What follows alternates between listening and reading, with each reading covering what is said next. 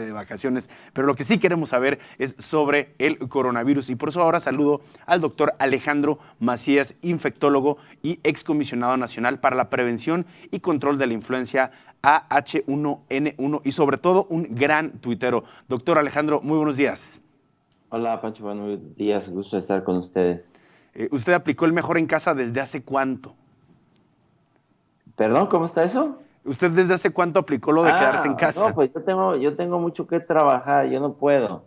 Pero sí, la familia está en casa, pues desde hace ya prácticamente 8 días. Yo creo que en esas condiciones vale la pena más exagerar. Es mejor que te acusen después por haber exagerado que por no haber hecho nada. Eso sí es claro. Arrancamos re bien con las lecciones. Quisiera arrancar también haciendo una comparación, porque el día de ayer el doctor Hugo López Gatell mencionaba el tema de la influenza, de cómo venía bajando la temporada estacional de la influenza y de qué forma las personas se podrían o no confundir de tener ciertos síntomas y decir, ah, creo que solo es una gripa o, ¿sabes qué? Tal vez sí es COVID-19. Es que pueden ser idénticos, es prácticamente imposible desde un punto de vista clínico identificarlos a los dos. Lo que va a ocurrir es que cada vez con mayor probabilidad va a ser coronavirus que influenza, porque la influenza va de salida, aunque todavía puede persistir unas semanas. Siempre pasa eso, en las temporadas de influenza queda una colita aunque vaya bajando, pero queda una colita en el mes de marzo y hasta principios de abril generalmente. Entonces todavía van a coexistir las dos. Y justamente siguiendo con estas dos pues, bacterias, se llaman bacterias primero o virus, este, eh, Son ¿de qué, virus, sí.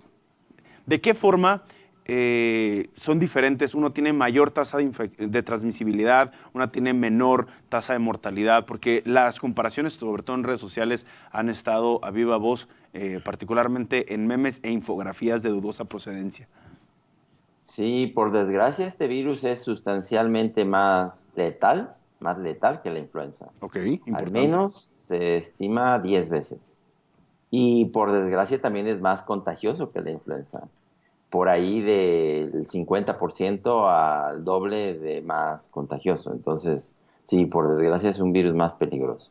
Entonces, primer mito es, no es comparable en términos de la letalidad y transmisibilidad el coronavirus y la influenza. Ahora, justamente siendo estas dos comparaciones, ¿qué lecciones quedaron después del episodio de 2009 que nos prepararon o no para poder enfrentar esta epidemia en 2020?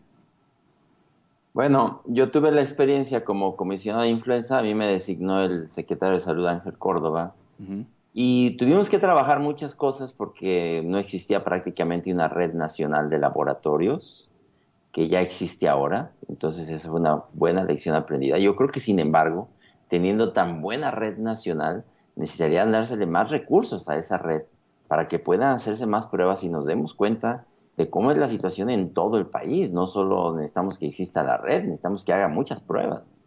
Esa fue una buena lección. Otra buena lección fue la importancia de tener una estrecha correlación entre las autoridades, en este caso por ejemplo, la Secretaría de Salud y los médicos clínicos, que nos damos cuenta cuando la cosa está creciendo en la comunidad y que pareciera no correlacionar a veces los casos con los que tienen ellos. Eso lo hemos hecho ya mejor, ya creo que hay una mejor concordancia, se aprendieron muchas cosas. Yo creo que una de las cosas que no aprendimos bien es a invertir más en salud, porque la verdad es que no invertimos ahora más en salud. La inversión en México en salud sigue siendo extraordinariamente pobre y nunca decimos nada.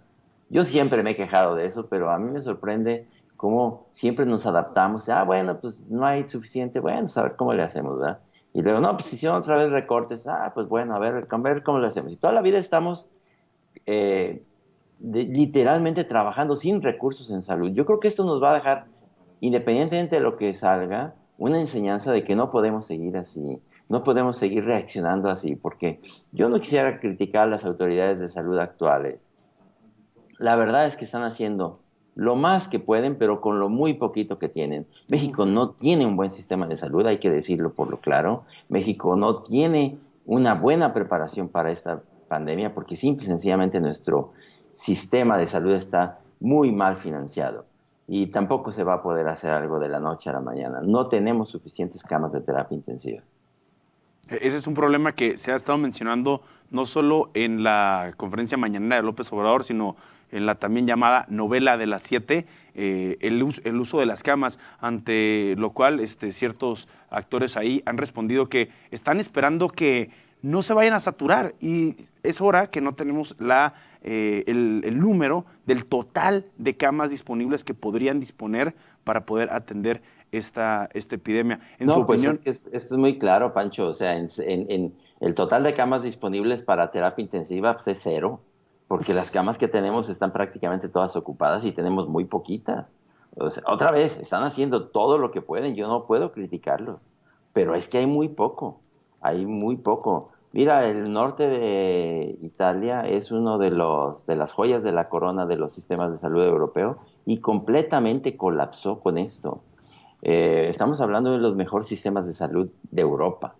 México tiene muy pocas camas de terapia intensiva, que al final es lo que se necesita. ¿Qué se le va a hacer? Bueno, pues hacer lo mejor que se pueda, tratar de desocupar las que se puedan y ojalá no lleguen, como son proyecciones, inclusive conservadoras, algunos cientos, si no es que miles de pacientes a necesitar una cama de terapia intensiva. Pero a mí no me gustaría sonar nada más catastrofista. Sí, hay que dar una nota de tranquilidad, también hay que ser ecuánimes. De esta enfermedad, recordemos el 80-15-5, 80% no van a tener un problema, no lo van a notar a veces ni siquiera. 15% van a tener una enfermedad moderada que probablemente requiera ir al médico y solo el 5% van a tener un problema serio. Bueno, pues ese 5% primero ya debe darnos tranquilidad. Los niños, los jóvenes, en general no van a tener una complicación seria. Pero es que ese 5%, si todos nos infectamos al mismo tiempo, pueden poner una enorme carga sobre un sistema de salud que está muy deficiente en camas de terapia intensiva. justamente siguiendo esta idea, ¿qué sistemas de salud tendríamos que buscar o parecernos? Bueno, en este momento ya es muy tarde porque la emergencia la tenemos encima, pero posteriormente como lección, ¿hacia dónde tendríamos que voltear a ver? Yo diría que en porcentaje de Producto Interno Bruto, Pancho, Ah, porque sí, pues, es primer la medición. indicador. Primero, o sea, dame cifras, pues, ¿cuánto estás invirtiendo? México es el de los países que menos invierte en salud en el mundo. No solo estamos hablando de alguna región, no, en el mundo. Y todavía sobre de eso le hacemos recortes. Y todavía sobre de eso queremos que el personal haga maravillas. No se puede, Pancho, no se puede. Si no tenemos más con qué trabajar, simple y sencillamente no se puede. Por menos que quitemos el mal gasto, lo que sea, con 2,5% no se puede No hacer se puede. nada, por el amor de Dios. Eso tenemos ya que aprenderlo. A ver, ahí quisiera nada más para ir cerrando la entrevista. Usted mencionó sobre el personal y de verdad muchas veces nos olvidamos que detrás de este combate a la epidemia hay un montón de enfermeras, doctoras, doctores, residentes, incluso los médicos internos de pregrado que están ahí metidos. En su experiencia durante el episodio de la H1N1, ¿cómo era el día a día de estas personas, de este personal de salud que tenía que enfrentar este problema? Muy duro, Pancho, muy duro. Yo lo viví en el hospital de nutrición, que fue de los primeros hospitales que se saturaron, junto con el INER, por ejemplo. Pero entonces no sabíamos ni siquiera qué tan grave iba a ser la cosa, solo sabíamos que teníamos enfermos graves y que nos podíamos enfermar. Y a mí todavía se me hace un nudo en la garganta, un hueco en el pecho recordar a aquel personal, aquellas enfermeras que sabiendo que podían inclusive morirse por un sueldo tan bajo, nunca dejaron a los pacientes. Enfermeras, enfermeros, médicos que doblaban turnos con muy pocos elementos de protección personal como existía. No, yo creo que también tenemos que entender que el personal de salud es parte fundamental de la seguridad nacional, de la continuidad de las instituciones y que vamos a tener que tratarlos mejor, porque no es justo lo que se ha hecho con el personal de salud. Es un personal fundamental para el país y tenemos que voltear más hacia la salud y hacia ese personal que siempre ha sido solidario, pero que siempre lo tenemos trabajando con las uñas. Eso ya no puede ser, Pancho. Doctor Alejandro, nada más para cerrar, ¿cuál sería la recomendación que daría a las personas que nos están escuchando y viendo de qué hacer en esta época? Higienicen con frecuencia sus manos, estén en las mejores condiciones físicas posibles, no se rasquen los ojos, no se piquen la nariz, no se metan el dedo en la boca, porque el virus va a poder estar extendido en cualquier superficie una vez que ya entre la pandemia con fuerza. Estén en las mejores condiciones físicas. El que no haga ejercicio, que lo haga. El que fume, que deje de fumar. No es fácil dejar de fumar. Con el miedo es un poco más fácil. Eh, Traten de mantener la ecuanimidad. La gran mayoría de las personas no van a tener un problema. No hagan compras de pánico, no caigan en pánico. El temor es natural, todos lo tenemos. Yo tengo temor también, pero vamos a manejarlo y vamos a enfrentar una situación que ya tenemos. Eso es inevitable. La situación hay que enfrentarla. No caigamos en pánico, no difundamos noticias falsas. Vamos a enfrentar este problema y vamos a salir, como hemos salido de otros muchos desastres en México. Somos una sociedad muy solidaria y vayamos a salir como mejores personas, pero también como mejores instituciones, y entendamos que no podemos seguir haciendo las cosas iguales en salud. Perfecto, pues doctor Alejandro Macías, muchísimas gracias por esta lectura, estas recomendaciones y sobre todo la crítica que hace al tema del presupuesto en salud. Gracias, Pancho. Un gusto estar contigo y con tu auditorio, ¿eh? Un fuerte abrazo a distancia.